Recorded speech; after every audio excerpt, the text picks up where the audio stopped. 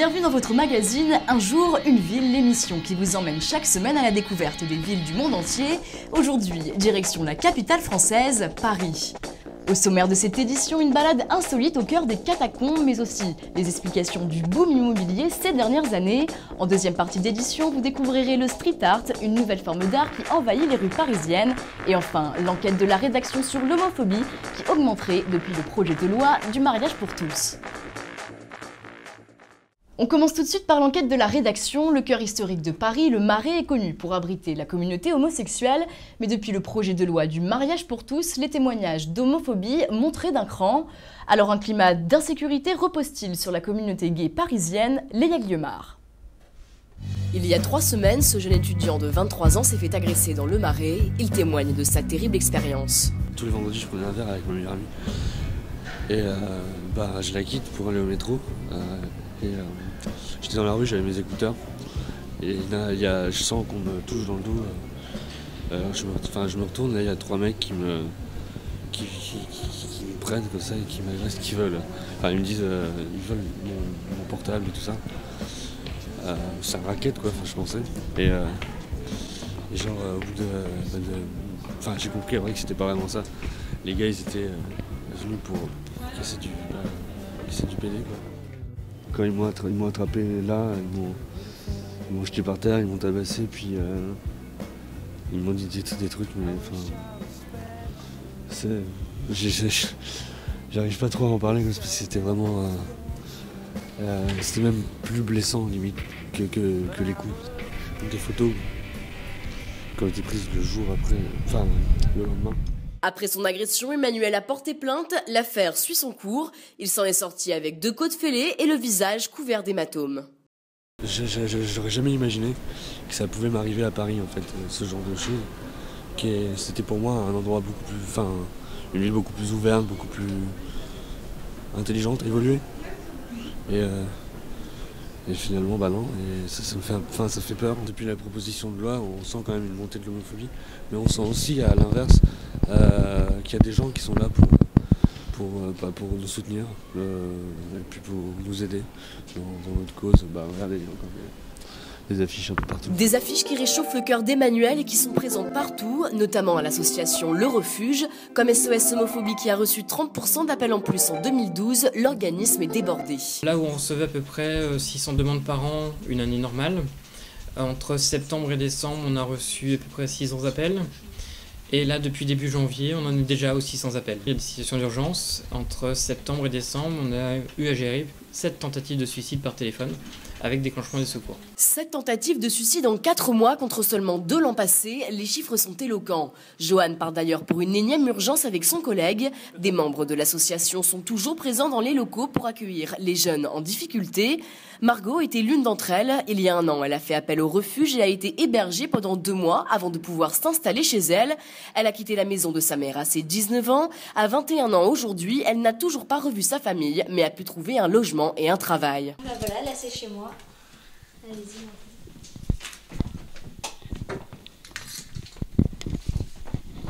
Donc c'est l'appartement que le refuge m'a aidé à trouver. J'habite ici depuis environ un an à présent. J'ai discuté avec ma mère et ma sœur, donc je leur ai dit que j'étais homosexuelle et forcément, pas forcément, mais si je suis dans cette situation-là, c'est bien parce que ça s'est mal passé. Elles l'ont pas du tout accepté, c'est quelque chose qui les a beaucoup dérangées et très vite nos rapports sont devenus conflictuels et puis jusqu'au moment où c'était plus possible que je reste à la maison.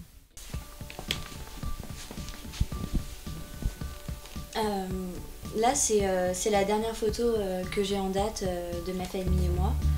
Donc il y a ma grande sœur et puis ma mère. C'est une photo que je garde précieusement parce que forcément j'y tiens. Malgré tout, c'est ma famille.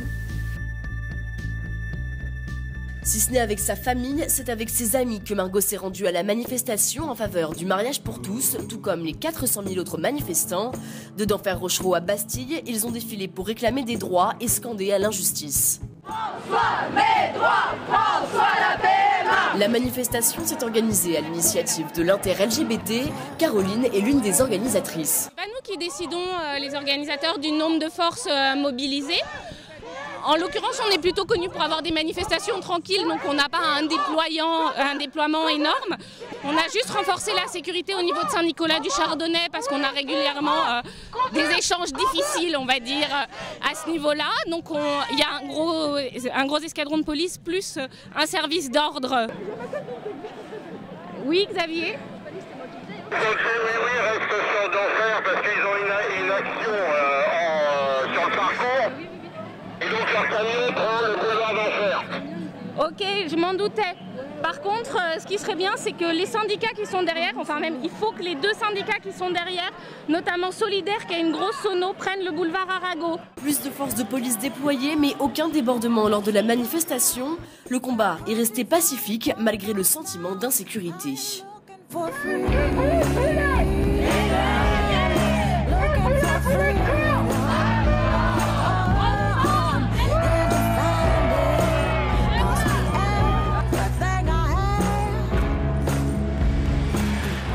Quoi qu'il en soit, le projet de loi suit son cours et a déjà été voté à l'Assemblée nationale.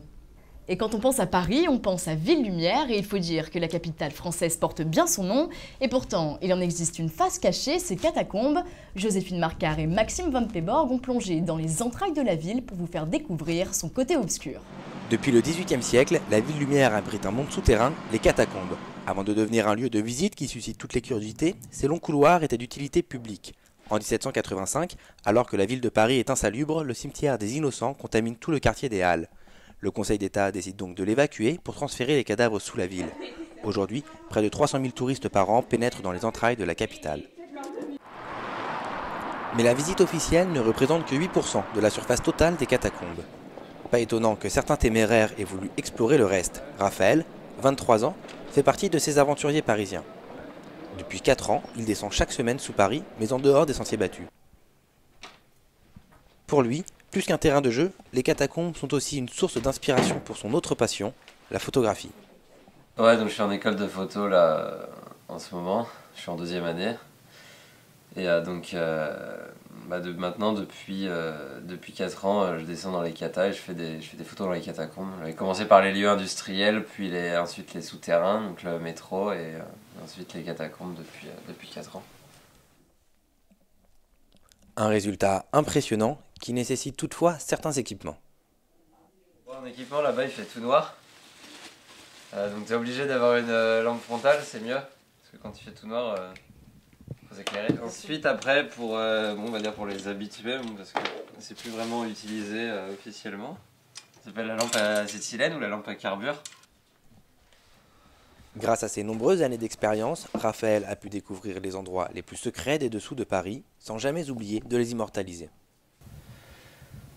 Ça, j'y suis allé la semaine dernière, c'est une ancienne carrière qui a été convertie en abri de défense passive par la Seconde Guerre mondiale pour la SNCF. Ça, c'est le tombeau de Philibert Asper, donc, qui s'est perdu sous l'actuel emplacement du boulevard Saint-Michel, donc dans le côté 5e arrondissement.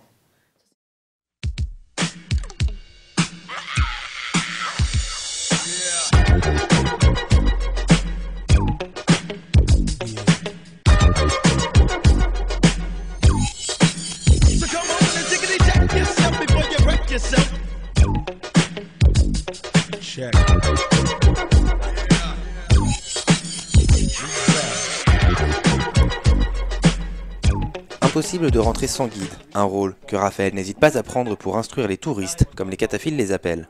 Par devant, par derrière. Ça, on en a vu plusieurs en fait sur le chemin. C'est les consolidations qui ont été faites par l'inspection générale des carrières. Donc en gros, ici, c'est ces anciennes carrières qui ont été consolidées quand les immeubles au-dessus ont été construits. Et donc ici, en fait, on a donc la signature d'un des inspecteurs de l'IGC de l'époque. Donc 7, c'est le numéro de l'ouvrage. G, c'est l'initiale de l'inspecteur, il s'appelait Guillaumeau. Et 11R, c'est l'année. Donc généralement, l'année, elle est notée de façon classique. Mais là, elle est notée façon année républicaine, en fait. C'est la 11e année républicaine. Donc en gros, 11e année républicaine, c'est 1803, quelque chose comme ça. Après une longue excursion de plusieurs heures, un moment de détente 20 mètres sur terre est bien mérité.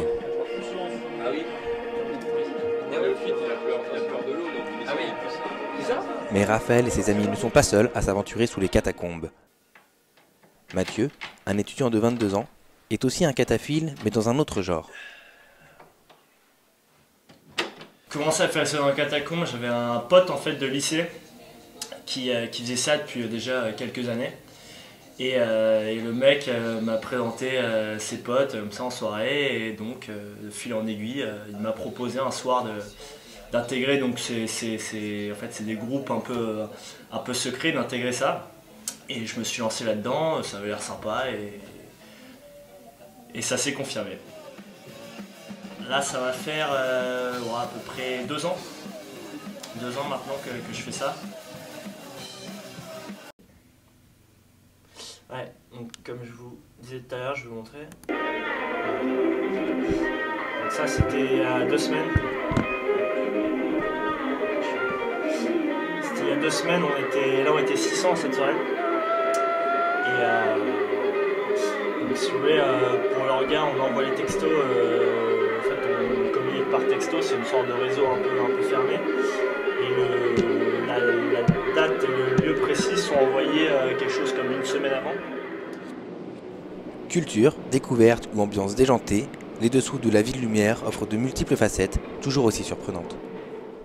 Ces 10 dernières années, les prix de l'immobilier ont littéralement explosé dans la capitale. Alors quelles sont les raisons de cette hausse conséquente et comment se loger à moindre coût? Un reportage de Kinson et Raphaël Lézé.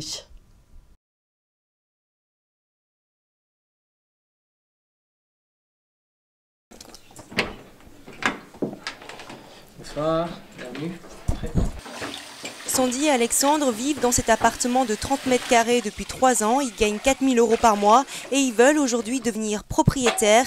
Une chasse au logement qui semble jouer d'avance. Ici c'est surtout temporaire parce qu'on va pas faire une vie de famille ici.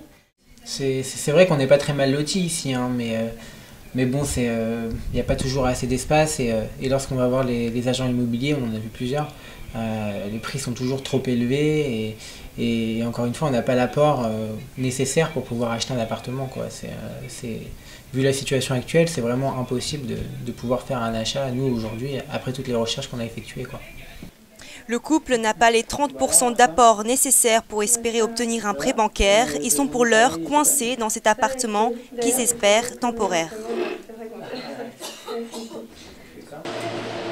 À Paris, la pierre coûte cher, très cher, plus de 8 000 € en moyenne le mètre carré, une hausse de près de 30% sur ces 5 dernières années. Ici, dans cette agence, de nombreuses demandes et trop peu d'offres. Voilà ce qu'affirme cette directrice commerciale. Pire encore, c'est un dialogue de sourds qui s'est installé entre l'acquéreur et le propriétaire. Là, j'en ai un qui est très très bien. De là, je m'en fous, le reste, ça n'a rien à voir. Très bien. Peu importe. C'est 4. Hein. Bah oui, non, vous avez raison. Non, mais on trouvera quelque chose. Merci beaucoup. Je vous en prie, madame. Au revoir. Au revoir.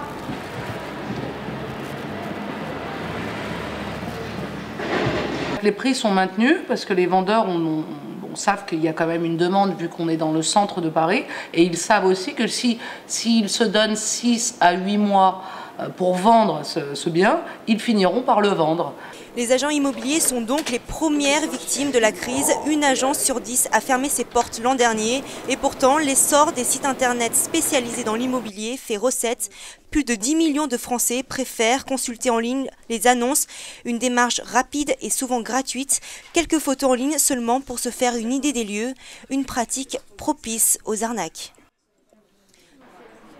Nous nous sommes rendus dans cette agence de conseil en gestion de patrimoine. Le directeur affirme qu'il y a toujours des astuces pour faire de bonnes affaires.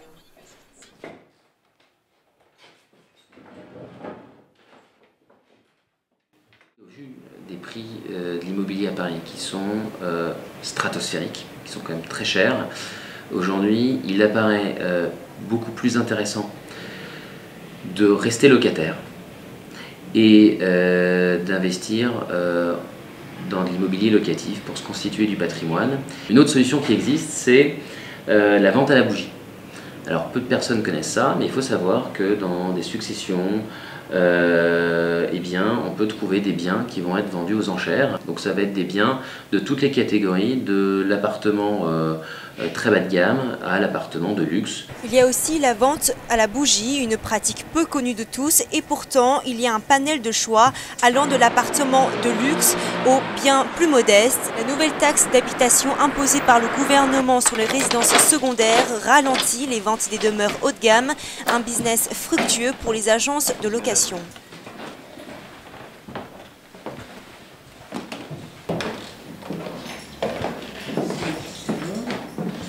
Le séjour là en deux parties. Ça c'est la fameuse salle télé. Voilà, un espace un peu entre deux qui aujourd'hui est en salle télé, qui peut être transformé en chambre. Il y a des casseroles. Les précédents avaient leur propre style. Nous regardons attentivement les dossiers qui nous sont présentés parce que notre premier client c'est le propriétaire.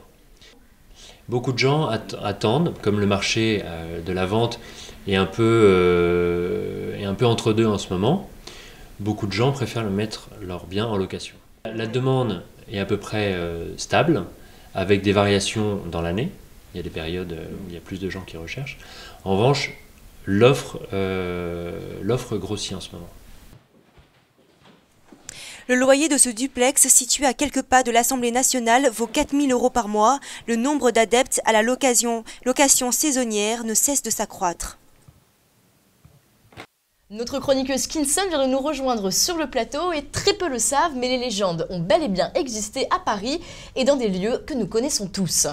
Et oui, Pauline, notre capitale attire les touristes pour nos savoureuses pâtisseries, une réputation qu'on a bâtie depuis le début du XIVe siècle. Alors, quelle est la recette miracle?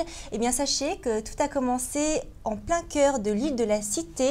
Selon la légende, un pâtissier et un barbier auraient s'étaient associés pour un trafic aussi rentable que macabre. Le barbier égorgeait les proies, souvent de pauvres étudiants du chapitre Notre-Dame. Et une fois les corps dépecés, eh bien, le pâtissier faisait ces petits pâtés à base de chair humaine fraîche. Et plus incroyable encore, le roi Charles VI lui-même en était adepte.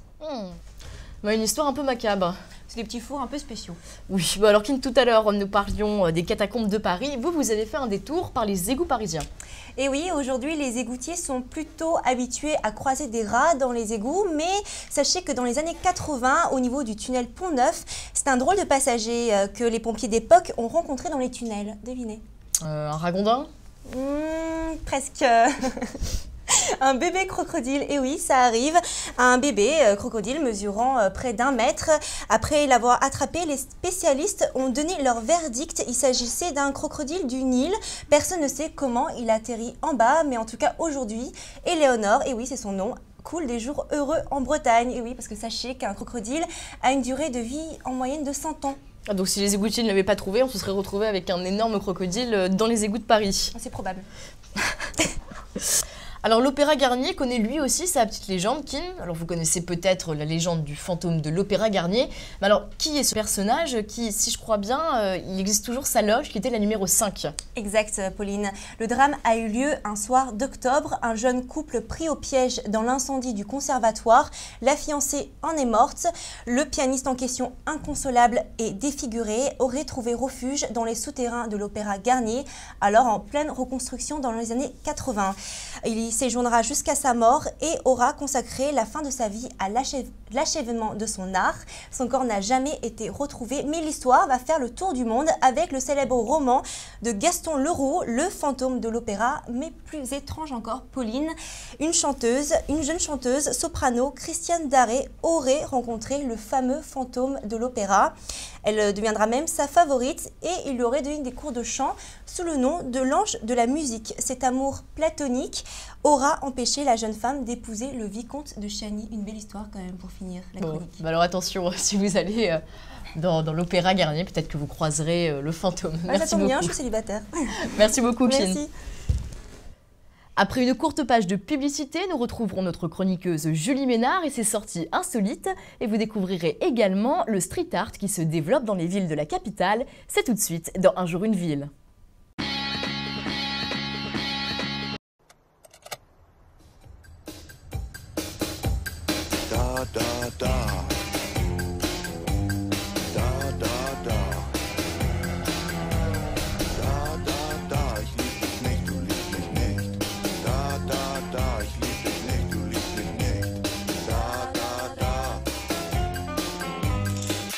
octobre, Citroën C4 Picasso climatisé est à partir de 16 490 €. Cette année, on s'était engagé à se remettre au sport. Moi, je rejouerais bien au tennis. Pareil. Ok. Tous les dimanches, je déjeune avec ma mère. C'est notre journée. Tu te rappelles, on s'était engagé à moins sortir. Ouais, c'est bien de se coucher tôt. Mais quand on s'engage auprès de Madame Martin, à lui répondre au téléphone jusqu'à 21h, eh ben on est là. Parce que quand on prend un engagement chez EDF, c'est auprès de 26 millions de clients. De retour dans la deuxième partie de votre magazine Un jour, une ville. Cette semaine, nous sommes à Paris, qui a été nommée meilleure ville étudiante au monde. Alors, avec des études adaptées à tous et des logements étudiants accessibles, la ville Lumière accueille chaque année des milliers d'étudiants étrangers. Qui est à l'origine de ce classement des villes mondiales étudiantes et que pensent ces universitaires du système éducatif parisien? Les explications de Julie Ménard et Juan Quintana. Sous le ciel de Paris s'envole une chanson. Paris est sans aucun doute la ville de prédilection des étudiants. Ils viennent du monde entier pour profiter du système éducatif français, à la fois moins cher et plus réputé. Devant la sortie de l'université Paris-Dauphine, nous retrouvons Maren Baskas, étudiante en Master 2 d'économie. Cette Norvégienne de 23 ans adore la France. Après avoir commencé ses études à Oslo, c'est ici, à Paris, qu'elle a choisi de se perfectionner. Elle nous accueille dans sa chambre étudiante à la cité universitaire de la capitale. Bienvenue chez moi. Voilà ma chambre, à la maison de Norvège. Elle fait à peu près 12 mètres carrés. Mon université à Oslo échange avec l'université Paris-Dauphine. Donc c'était pas très facile, mais c'était possible de venir ici et rester quelques mois. Il n'y a pas beaucoup de Norvégiens qui viennent à Paris pour faire des études. Au niveau de la vie professionnelle, c'est bien d'avoir étudié à l'étranger et surtout Paris et la France est connue pour avoir des très bonnes études. En plus, on apprend de troisième langue, ça c'est très bien aussi. Mon copain est arrivé le week-end dernier, on est allé voir la Tour Eiffel. C'était super agréable, j'ai jamais été là. Mais c'était dommage parce que le sommet était fermé. Donc on est allé au deuxième étage. On est aussi allé au Louvre pour voir Mona Lisa. Paris est comment dire, c'est une ville très connue, très belle, avec beaucoup de charme, de culture. C'est la ville de l'amour, quoi. Direction la cuisine commune pour partager le dîner avec ses colocataires du pavillon de la Norvège. Maren retrouve ses amis et peut s'exprimer dans sa langue natale sans risquer d'être incomprise. Si parler la langue de Molière est une fierté, à Paris, ce n'est pas la seule chose qui séduit les étudiants. Le vin, le vin et la nourriture, les gens. Niki, elle, est amoureuse de la culture parisienne. C'est vrai qu'au niveau culturel et tout ce qui est concert, danse, c'est un avantage de travail par rapport à d'autres pays. Sylvia a quant à elle des goûts plus simples. J'aime habiter à Paris parce que je peux manger le pain au chocolat le matin. Direction maintenant la cité universitaire de Créteil. Dans la maison de l'étudiant, les membres des associations des élèves se retrouvent chaque soir pour faire le point sur l'avancée de leurs activités. Dorine a 20 ans, elle est française et est devenue présidente de l'association AEI après avoir étudié un an seulement à l'université. Salut. Notre rôle, c'est d'animer la vie étudiante, donc d'organiser des événements, que ce soit soirées, voyages et autres, et également répondre aux problèmes des étudiants. Ouais, en fait, j'ai cherché partout parce que j'avais besoin d'un petit renseignement. Dorine a étudié 2 ans à Londres sans vraiment réussir à s'intégrer. La raison numéro 1 pour laquelle je suis revenue en France, c'est que financièrement, pour les universités, c'est moins cher ici, quoi. C'est gratuit en quelque sorte, alors qu'en Angleterre, déjà, ils ont augmenté les prix de l'université. Donc c'est passé à 10 000 livres environ. Là, alors en tant qu'étudiante française de base, c'est plus simple de s'intégrer et de faire partie d'une association. À Londres, la différence, c'est que d'abord, on va dire s'intégrer, commencer à parler avec les gens, avec la culture, et après passer par le stade associatif. Mais ça, c'est en 2 ans ou en 1 an, c'est pas faisable, il faut beaucoup plus de temps. Nous retrouvons à présent Alexandre Georges, directeur de la société Migration Conseil. En mars 2012, il dévoile que Paris est la ville la plus appréciée des étudiants étrangers grâce à une étude réalisée pour le ministère de l'Intérieur. Il ressortait de cette étude que Paris était encore attractif en termes de qualité des enseignements. Donc au niveau avant tout des universités et des écoles, c'est pour la qualité de ces enseignements et l'aspect professionnalisant de ces enseignements que les étudiants étrangers choisissaient Paris. On a remarqué que véritablement la motivation professionnelle était très profondément ancrée. Et que justement, généralement, ce qui était recherché, c'était une formation qui venait terminer une formation débutée dans un pays d'origine, avec idéalement une première expérience professionnelle en France. Et ils viennent chercher ensuite des formations complémentaires. Et justement, les autorités sont en train de réfléchir à des dispositifs pour leur permettre de rester plus facilement travailler en France. Par ailleurs, le coût des études était aussi un facteur important dans le choix de Paris, par rapport aux États-Unis par exemple. Paris, ville préférée des étudiants du monde entier pour sa culture, son charme, ses activités variées, mais surtout pour ses prix abordables et sa qualité d'enseignement. Alors pour tous ces étudiants, quoi de mieux que de s'évader dans les rues parisiennes une fois les révisions finies? Car la capitale française, c'est aussi des idées d'activités et des lieux insolites pour décompresser. Jeux d'enquête, bars de glace ou encore musée des cœurs brisés. Julie Ménard nous parle de ces endroits pour s'évader. Bonjour Julie. Bonjour Pauline.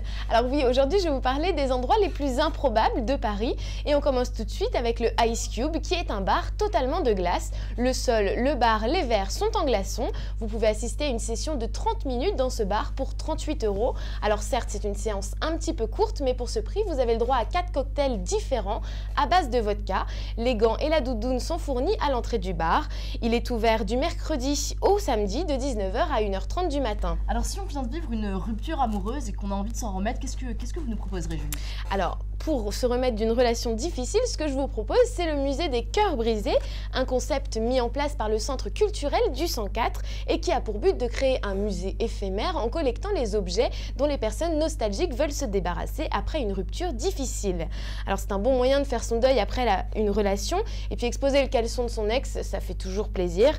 Alors n'hésitez plus, si vous aussi il y a des objets que vous voulez oublier et effacer de votre mémoire, faites-en des œuvres d'art au 5 rue Curial dans le 19e arrondissement de Paris. Pour 7 € la visite, cette opération est mise en place jusqu'à la fin du mois de novembre. Alors Julie, chaque semaine, vous nous faites découvrir des restaurants atypiques et insolites. Alors pour Paris, qu'est-ce que vous nous avez déniché? Alors cette semaine, je vous propose Chez nous, chez vous, un concept qui n'est pas tout à fait une table d'hôte, mais plutôt un restaurant à domicile. Il a été imaginé par Celina Miranda et Gustavo Matos, un couple espagnol qui décide d'accueillir chez eux jusqu'à 10 personnes par semaine pour leur proposer des plats faits maison. Alors pour 100 €, vous pouvez avoir un menu traditionnel et puis pour 120 €, c'est le menu gastronomique. Dans tous les cas, vous passerez une bonne soirée chez ces personnes, dans leur salon, dans une ambiance conviviale, dans le 15e arrondissement de Paris, rue Saint-Charles. J'ai cru comprendre que vous aviez d'autres surprises à nous réserver. Alors oui, je vais vous parler d'une activité totalement hors du commun organisée par Mortel Soirée. C'est une animation qui recrée une scène de crime et une enquête sur le meurtre dans toute la ville de Paris. Vous aurez donc l'occasion de rencontrer des témoins qui sont en fait des acteurs et de les interroger. Vous devrez aussi retrouver des indices pour savoir où vous déplacer et dans quel lieu vous rendre pour élucider ce mystère. Vous devrez même faire appel à la police scientifique si besoin. Mortel Soirée organise un scénario différent toutes les semaines et pour 40 €, le repas est compris dans la soirée. Merci Julie. Une manière originale de découvrir les rues parisiennes, connues pour ses monuments, son architecture, sa beauté ou ses nombreux musées. Mais une nouvelle forme d'art fait son apparition il y a quelques années, le street art. Au début, ce sont de simples dégradations comme des graffitis. Et puis au fil des années, c'est une vraie forme d'art à part entière. Amina Hamoum et Marc Fayad vous font découvrir ce style artistique. L'art urbain est un mouvement artistique contemporain qui regroupe toutes les formes d'art réalisées dans la rue ou dans des endroits publics. Il englobe diverses techniques telles que le graffiti, le pochoir, la mosaïque, les stickers ou encore les installations. Apparu en France dans les années 60, le street art devient un mouvement reconnu en 1980 sous l'impulsion d'Agnès B et Jack Lang, qui soutiennent et permettent à des artistes de rue de réaliser et exposer leurs œuvres. Tous les capitales drainent facilement beaucoup de monde et ça brasse beaucoup de population. Je pense qu'il y a beaucoup d'idées qui échangent, tout ça. Donc tout ce qui est les grandes villes ont facilement des émergences d'artistes et encore plus de revendications, etc. Plein de choses sont passées dans les grandes villes, des révolutions, etc. Et je pense que c'est des convergences qui font que les gens aiment donner leur avis, aiment partager. Et le street art est en fait finalement une nouvelle branche qui est justement éveiller l'art de manière universelle dans la rue, etc. pour tout le monde. Donc, Symbole de l'art urbain, le 59 Rivoli. Cet immeuble en plein cœur de Paris est entièrement consacré aux artistes qui squattent les appartements pour produire et exposer leurs œuvres.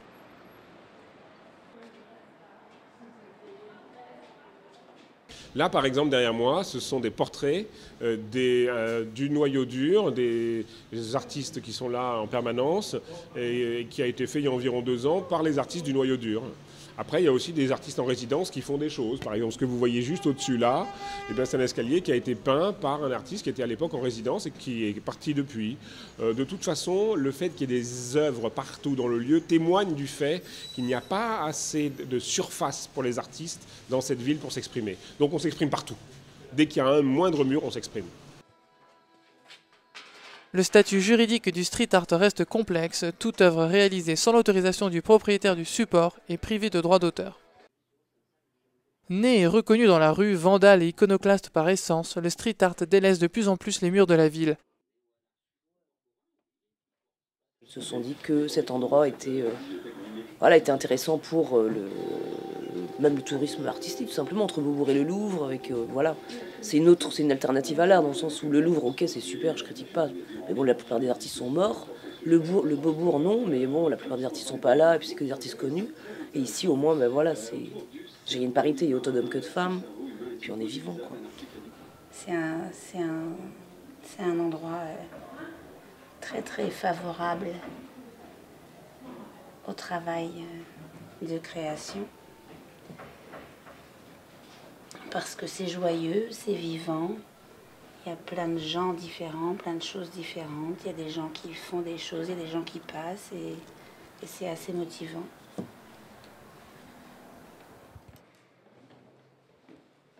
Le concept du 59 Rivoli autorise le public à se promener partout dans les étages pour son plus grand plaisir.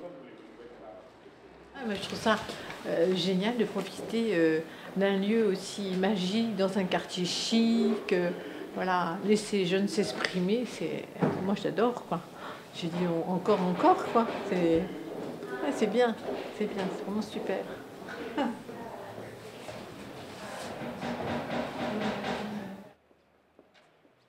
La galerie ligne 13, métro La Fourche, permet aux artistes de réussir ce passage des murs aux galeries sans perdre leur âme.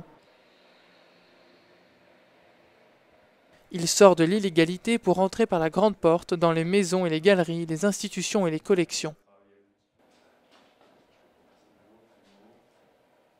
Alors, c'est pas complètement passé dans le côté business.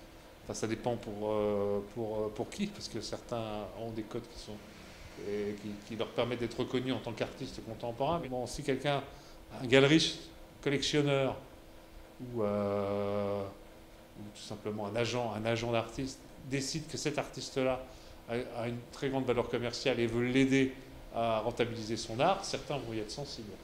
Je vais vous parler pour nous, parce que c'est un peu notre choix, c'est de rester abordable dans le sens du terme, donc abordable au niveau prix.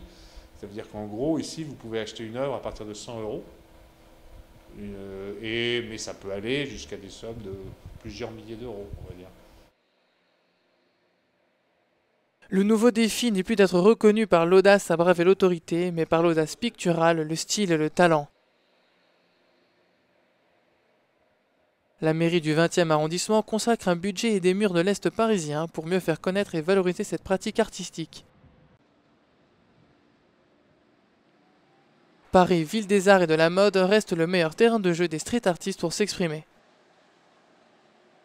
Comme quelques grandes capitales romantiques mondiales, Paris est une ville des amoureux et quand on est célibataire, il est parfois dur de trouver l'amour.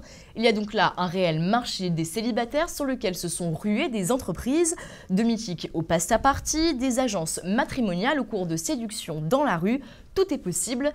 Amélie Cochet et Manon Lefèvremont sont allées à la rencontre de ce nouveau business des célibataires. Sous le ciel de Paris s'envole une chanson. Paris, ville des amoureux, est romantique à souhait pour nos touristes. En couple, c'est toujours mieux, mais beaucoup de personnes sont seules. C'est plus d'un Parisien sur 2 qui s'est retrouvé sans partenaire pour la Saint-Valentin. Ici, le célibat semble être une religion. Manque de temps, manque d'argent et stress, il existe de multiples raisons. Certaines entreprises ont vu là un marché incroyable et chaque jour de nouvelles agences de rencontres se créent. Xenia avait enchaîné les histoires sans vraiment aboutir à une relation sérieuse. Elle est donc l'une de celles qui permettent aux entreprises de vivre de ce business des célibataires. Oui, bonsoir. Je vous dérange pas, Romé? Non. Je voulais vous appeler parce que je voulais être sûre qu'on confirme le rendez-vous de jeudi dans votre boutique. Oui. J'ai une amie qui m'avait parlé d'une agence qui permettait de rencontrer des jeunes de son âge dans un cadre sympa. On ne se sentait pas obligé en fait de faire le premier pas vers l'autre. Et c'est vrai que dans mon groupe d'amis, j'avais l'impression un peu d'avoir fait le tour. C'était quand ça? Au mariage d'Asia. C'était dans la Sarthe. Ça, c'était à Rome. On s'est vu les premières fois où on est sortis, mais on ne s'est pas abordé tout de suite en fait. Je crois qu'il était plus ou moins intéressé par une autre en fait au départ, donc voilà, comme quoi faut pas rester sur ses premières impressions. Mais il y a une soirée où à un moment donné en fait on s'est retrouvés près d'un bar et on a discuté et finalement de fil en aiguille on a repris un verre cette semaine-là, puis un deuxième verre et en fait on avait toujours des choses à se raconter, c'était vraiment génial, on se promenait dans Paris, enfin finalement c'était assez idyllique, presque comme dans les films quoi. Sites de rencontres, agences matrimoniales, coach en séduction et même soirées privées, tout est bon pour gagner de l'argent. Certaines comme Annie s'attaquent à une population qui a largement les moyens. J'ai créé mon club de loisirs rencontres en 2003, donc ça fait 10 ans. Parce que je trouvais qu'à Paris, c'était tellement difficile de rencontrer des gens. J'organise des soirées, des dîners dansants, ça c'est basique. Après, ça peut être un dîner dating, 8 hommes, 8 femmes. Il y a une cotisation, un droit d'entrée de 390 €. Et après, le prix des sorties varie, est entre 10, la fourchette, et 70 €. C'est vrai qu'il y a des personnes qui ont la chance de se rencontrer aux soirées, mais il y a des personnes qui sont dans le fichier qui ne vont pas se croiser, qui pourraient s'entendre. Alors j'ai créé Pretty Rencontre. Là, c'est vraiment l'agence de rencontre où je mets des personnes en contact d'après l'âge, les profils. L'adhésion annuelle, elle est de 2500 € pour Pretty Rencontre. Et en fait, c'est rencontre illimitée. J'ai 1080 adhérents depuis la création de ma société. Comme pour les soirées d'Annie, ils étaient une centaine lors de la dernière pasta party dans le quartier de Montmartre. Repartis seuls ou non, ils ont fait de belles rencontres. Christine de Courtivron, psychologue, nous explique pourquoi les Parisiens ont tant de mal à faire des rencontres. Paris a la réputation, comme beaucoup de grandes villes, d'être des Parisiens, des grands stressés, toujours à courir partout pour une rencontre amoureuse, puisqu'il s'agit de ça. Ils ne prennent pas le temps, ou ils voient toujours les mêmes gens, parce qu'ils sortent moins. Les moyens de communication sont tels qu'effectivement, il y a la télé, Internet, SMS, téléphone, les gens se rencontrent moins physiquement. Donc ils ont moins d'occasion de rencontrer des nouvelles personnes. Ils veulent pas se tromper, mais ils n'ont pas le temps. Donc chacun son métier, et ils vont de plus en plus voir ces agences parce qu'ils leur font confiance, ils savent que c'est leur métier, ils s'imaginent, et sûrement à raison, que ça peut uniquement les aider à ne pas se tromper cette fois. À coup de publicité, agences de rencontres et sites internet frappent fort. Malgré le boom de ce business florissant, il restera toujours des célibataires à Paris. De quoi faire de belles rencontres dans la rue sans débourser un centime. Vous n'aurez donc aucune excuse pour rester célibataire dans la capitale. C'est déjà la fin de notre émission. Merci de nous avoir suivis et rendez-vous à la semaine prochaine. Nous serons à Rotterdam dans Un jour une ville.